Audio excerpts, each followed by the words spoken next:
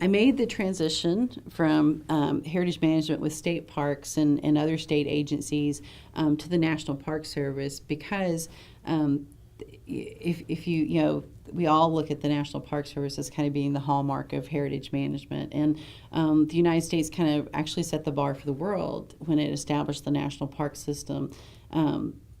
Arkansas State Parks actually came about because of the National Park System when a site that they had nominated wasn't accepted for the National Park Service. They decided, well, we'll start a state park system, and they made it a state park. And it's a beautiful site today, one of my favorite state parks to visit, Petit Jean State Park.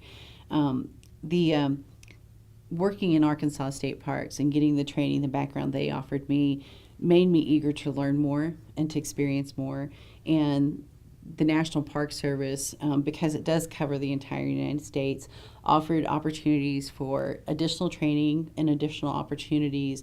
And although I'm a native Arkansan, I do love living in other places and have spent years outside the state and have traveled now to all 50 states, and I would love to experience living in some of the other sites. And it was actually just a coincidence when I originally began applying to work for the National Park Service that I ended up staying in Arkansas, and the first park that I was accepted for a position was actually Arkansas Post National Memorial. And it was exciting to work there. And I have had that chance, even though I'm still working in Arkansas, through the National Park Service, to go to training at other sites around the country and to broaden my connections and those people that I can call for how do I handle this problem, what do I do about this, because it has such a much bigger network of people. And so the challenges are still the same budget-wise and time-wise, but you just have a greater pool of people to contact and a greater pool of knowledge out there to tap into. A typical, we're a little short-staffed right now, and so I'm wearing more hats than usual, and so is we have one other full-time interpretive staff person right now, and so Brian and I are both wearing more hats than we usually do. And I usually will spend at least half my day doing frontline interpretation with visitors and with groups and coordinating future visits and planning visits for educational school groups coming to meet their curriculum needs.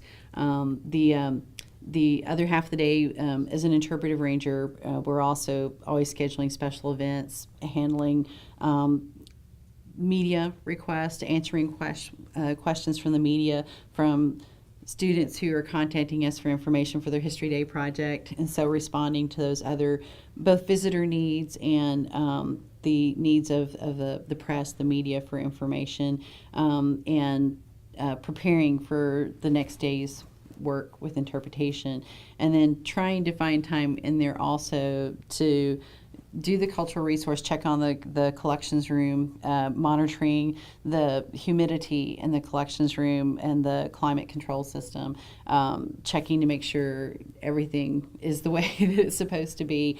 Also handling research requests, because we have people who are asking to see things that are in the collections or having other research questions that we may be able to help direct them to the resource. If we don't have that oral history interview that they're looking for, then we may be able to direct them to another source that does.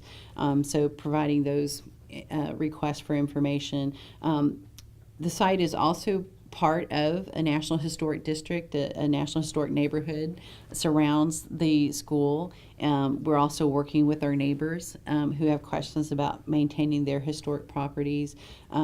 We actually get a lot of questions about people who don't understand what's the difference between a historic site, a place that's listed on the National Register of Historic Places, a historic district, a historic neighborhood, what those designations mean. And again, within our the boundaries of the Little Rock Central High National Historic Site are 16 acres, and the National Park Service actually owns less than 2 acres of that. So even within our boundaries, most of that property is actually owned by the Little Rock School District or by private landowners who own the houses across the street from Central and around the block from it. And so they often have questions about how does this impact their land ownership. And we also have a responsibility with them to keep them informed of things that we're doing that may impact their living next door to a National Historic Site.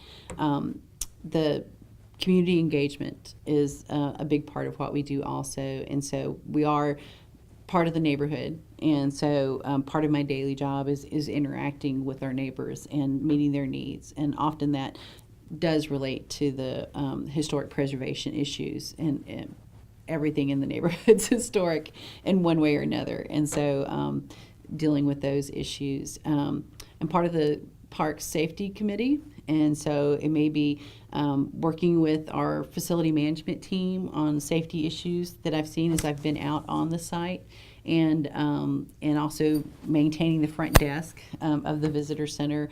Again, with an active site that's visited around 100,000 or so visitors a year. Even our brand new visitor center, opened in 2007, has daily maintenance issues and preservation issues with the exhibits that we have to maintain and keep all of those operating and working.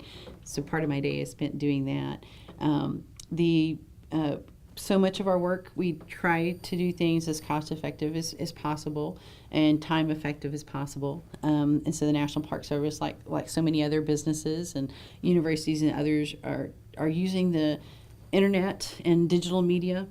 So oftentimes when I am looking for that help or assistance that I need, or the training I need to know in order to apply for a grant that might help us protect one of our resources, that comes through online training, and it comes through communications that may be a teleconference call or a web conference to resolve some of those issues. So more time than I'd like is probably spent on my computer trying to do some of those things, but that's also how I maintain the collections records of the site, our visitation statistics, the budget, and the putting in projects for future things that we would like to do to update our exhibits or to acquire an artifact to add to our collections to improve our ability to tell the story. So there's grant writing, and there's project proposals to be written. I've been working on an emergency plan for our cultural resource collection and updating that, because it's not something you write just once. It's something that has to be updated every year. You should become aware of a new threat or a change in the threat, or something new that might be available to help protect our collection. Okay, how do we figure out a way to put that in the budget to get that paid for? So that takes up the rest of the day. One of the reasons why I wanted to work for the National Park Service was the opportunity to get more training and more awareness of the resources out there, and also to have more options on where I could apply what I have learned and the experience that I have gained. And so coming to the preservation and treatment course for cultural resources was an opportunity to expand my network of people I have to call, and also awareness of opportunities in the National Park Service where the next step might be on my career ladder. And it's interesting because the National Park Service, like our sites, is changing and facing new challenges all the time, and it does seem to be that collateral duties are increasing. So one of the challenges is that not looking for just a job title when you're looking at what other opportunities there are, but looking at the actual job descriptions and seeing how other parks are handling these multiple duties and who is taking charge of cultural resources.